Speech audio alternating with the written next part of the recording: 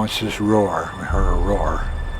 Then it started to hail and rain. I heard what they call the freight train coming. It was sort of just this chaos for a little while, and we looked out and all the houses were destroyed. Getting the roof sucked off and watching it and stuff like that, you know, like that's incredible, you know, to live through something like that.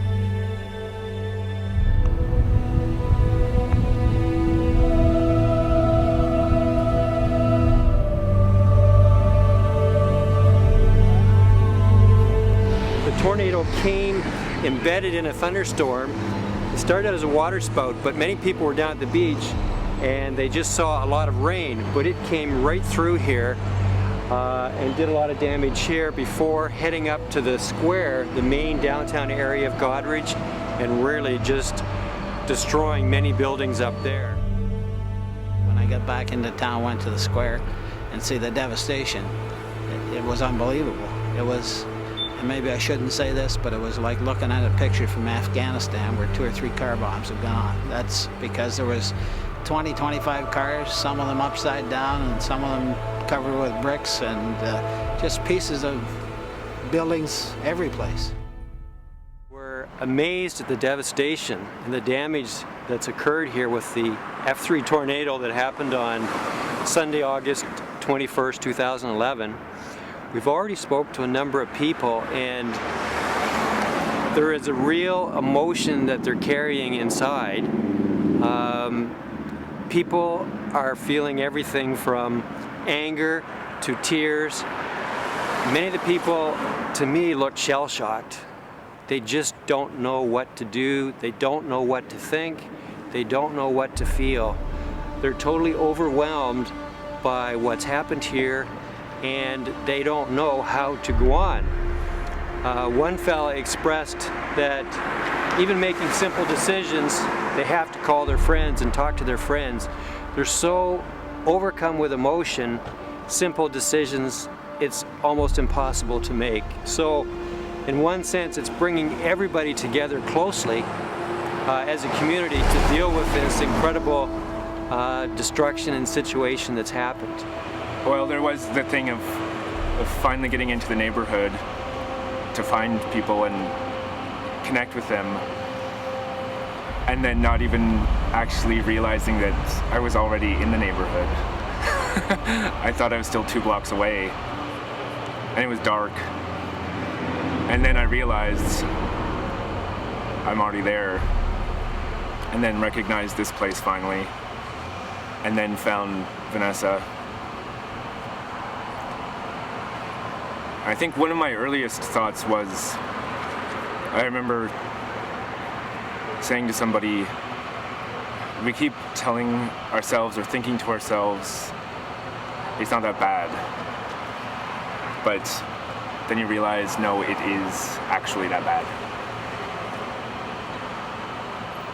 It's far more destructive than it looks like on TV. People's lives have just been upended. I feel really sorry for them.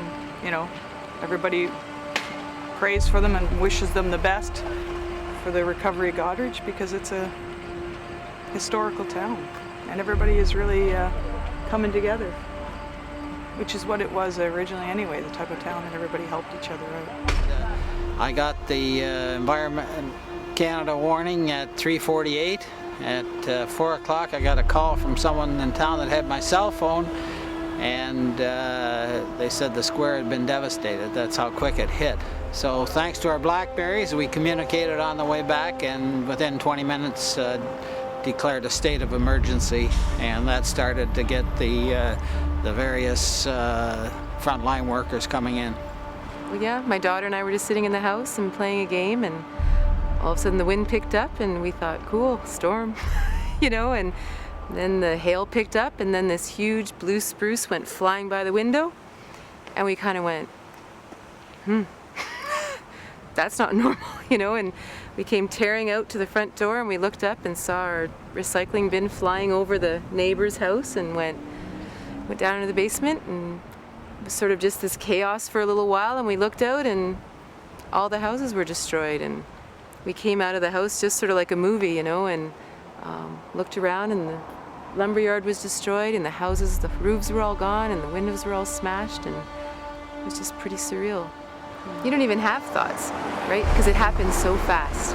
It was like a minute later, right? 1 minute you're sitting there, and a minute later, the entire neighborhood is destroyed. And you're just wandering around kind of in a daze, really. We went uptown, and sirens and blowhorns and police, and people were crying because they'd just been pulled out of their car, and they were visiting here, and they didn't have anywhere to go. They didn't even know where the shelter was. They didn't know, they were meeting their son, because they were going camping, and now they're just wandering around, and they're bleeding, and it was just chaos. The tornado came through from, I just looked out the window, and all I seen was trees and branches flying everywhere, and I heard later on that a tornado came through and destroyed the town. I was one of the lucky ones. I live where the undestroyed part is, but throughout this part here is just destroyed. Helping to do what you can to get everybody by and get their hydro back on and get living again. My brother, he's homeless right now. Like, he's got no home. He lived uptown on the square. He had an apartment up there, nice place, and now it's gone. So I don't think he's moving back there. He won't be allowed for, even if it is, still salvageable or whatever. We've got people who appear to be very calm right now, but I think it really hasn't hit home for them. We've got other people that are in total shell shock. We've got people that were away at the time, and they've come back to see the devastation. And just over my shoulder here was a lumberyard. The fellow's 81 that owns it, and he comes in and works every day. And all the people in the neighborhood here know him, and they're very sad to see the devastation to his business and a fixture of Goderich here. Well, I was out working on my boat out near the airport, and we're in a building, and once this roar, we heard a roar, and then it started to hail and rain. And we decided to come home, and when we got to Goderich, and I tried to get onto this, came to this street here, there was no way. And took an hour or so to get home for all the trees, debris. I love the Rona storage because we actually had an independent lumberyard that was actually just torn apart, and they were there helping there. And certainly we've had Home Depot come up with a lot of supplies, safety supplies, and that's important when you have volunteers. You want to make sure they have gloves and hats and masks, and certainly they've supplied a lot. Some of the local suppliers have provided masks for respirators because that's what they had to wear in the courthouse area because of the debris might have some environmental air problems. I was talking to the police officers, and I guess they've been brought in from detachments all over the place. And the first guys were called in were fellas that were off duty, and they were asking who would like to come in and work. The search and rescue people were in right away checking for people that may have been injured or possibly even killed. And the next job was to secure it against looting, secure the courthouse building, of course, with records, secure the stores. People's business and livelihoods are in these stores around here, so they had many officers stationed all the way around. And then within a couple of days they were able to bring in these cement barriers like you see on the highways when there's construction, and so that nobody can get in. And now they don't need as many police officers, but there's still quite a few here. This square is basically more or less a round circle with spokes, and as each spoke comes into the circle, they have it closed off with tape here. Some of them are actually barricaded across, and they have police officers stationed at each one to make sure that only those that are actually cleaning up right now are allowed into the square. And every single person that has come into the square here has to get a permit down at City Hall and have special permission to come in here, which they have to show the police officers before they come across the do not cross line. Well, there's a lot of work ahead of us. And this square, you may have been up and seen our square. It's a pity. All those beautiful trees down, and those buildings damaged. it'll take years to replace it. Yes. And even like we were out here and we're all cleaning up and there's hundreds of people all over this community cleaning up and dragging debris and everything. And then there's other community members bringing sandwiches and drinks and coffee and baked goods and just this constant flood of support. Like people actually would come out with sandwiches and people were like, I'm full, I can't eat anymore. Because there was such an outpouring, and I never want to forget that. You know, I never want to forget what it was like to find people on my lawn just cleaning up because we're so glad to help. We just are so happy to be here. I've known these people all my life. And you know in your heart, these are really great people. And then something like this happens, and you discover not only are they really great people, but they are actual superheroes too. And the one thing this is a small town. Social relationships are very convoluted. And there's so much history between people. And grudges develop that last for decades.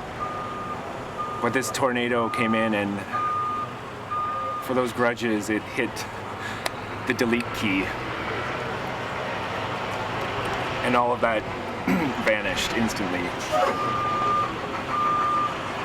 And permanently.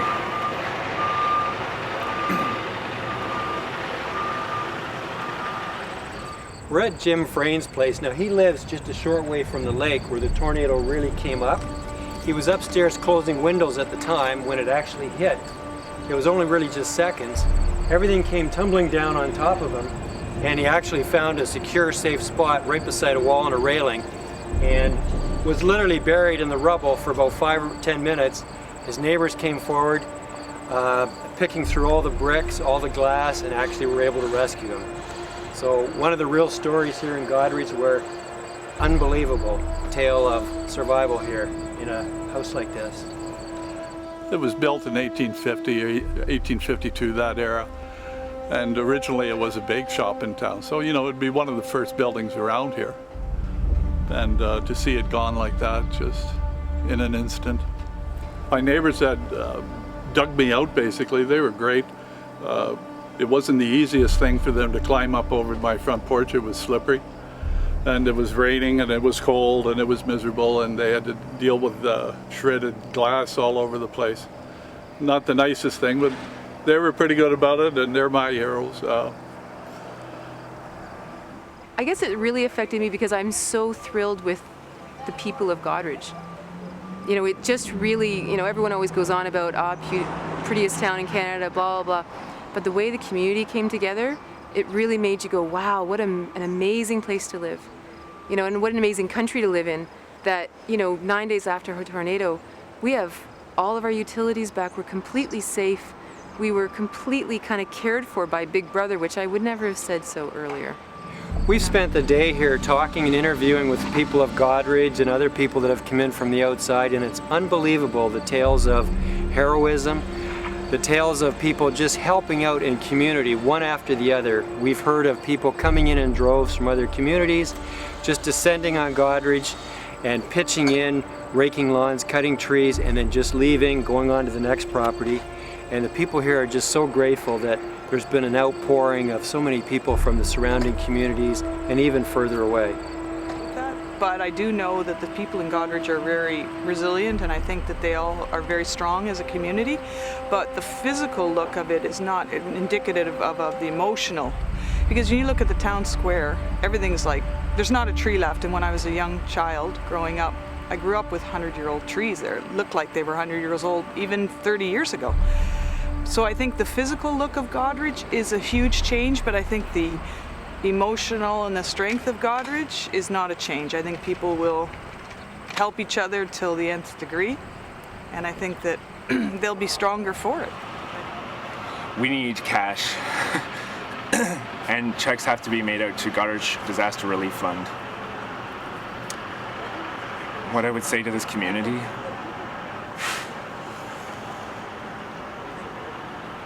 now we're still reeling from all this. And it has changed all of our lives forever. And this sounds like a sick thing to say, but there's a chance that 10 years from now, we can look back and say, this was the best thing that ever happened to us. Now is a chance to become the town that we always could have been. We can be a town of the future.